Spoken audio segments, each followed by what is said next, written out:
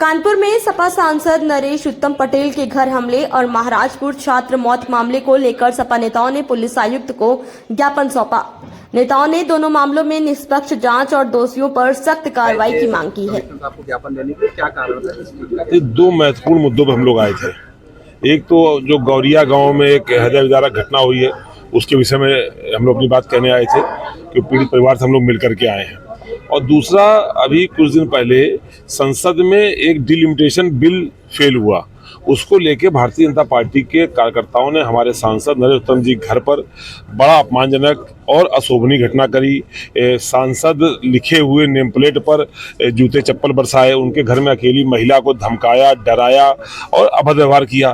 कुछ नेताओं कार्यकर्ताओं ने बड़े नेताओं के नाम के पुतले बना करके उन पे जूते चप्पल रख करके फोटो खिंचाई। ये सारा संसद का और इस लोकतांत्रिक व्यवस्था का अपमान है। लोकतंत्र में विरोध करने के तरीके होते हैं पर उसकी मर्यादा होती है। तो ये सारा जो एक्टिविटी हुई है, जिसमें आपराधिक घटनाएं भी शामिल हैं, जिसमें लोकसभा के विशेषाधिकार का हनन भी शामिल है और आपराधिक घटनाएं हैं, इन पर सख्त कार्रवाई करे जाने को, वो कार्रवाई जो यदि विपक्ष का व्यक्ति करता तो जो कार्रवाई होनी चाहिए वही कार्रवाई भारतीय जनता पार्टी के जो गुंडा प्रवृत्ति के कार्यकर्ता हैं उन पर करे जाने की मांग को लेकर हम लोगों ने राष्ट्रपति को संबोधित ज्ञापन दिया है और एक पुलिस कमिश्नर को एक तहरीर दी है अर्पित यादव पार्षद की तरफ से। तो अभी क्या है वहाँ पर, मतलब पुलिस जो कमिश्नर है उन्होंने क्या आश्वासन?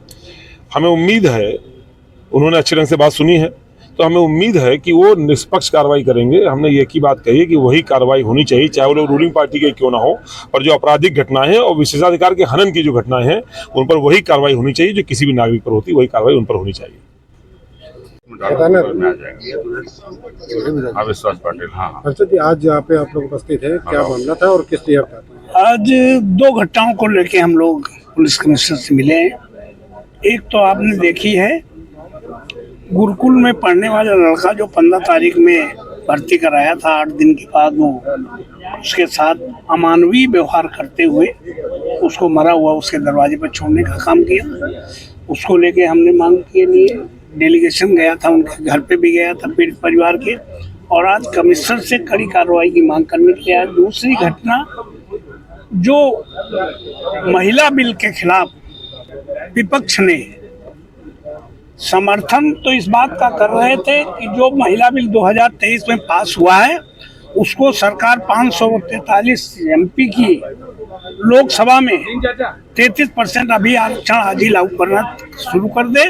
पूरा समूह पूर्ण विपक्ष उस बिल का समर्थन करता है, लेकिन भारतीय जनता पार्टी की सरकार, मोदी की सरकार महिला आरक्षण करना नहीं चाहती।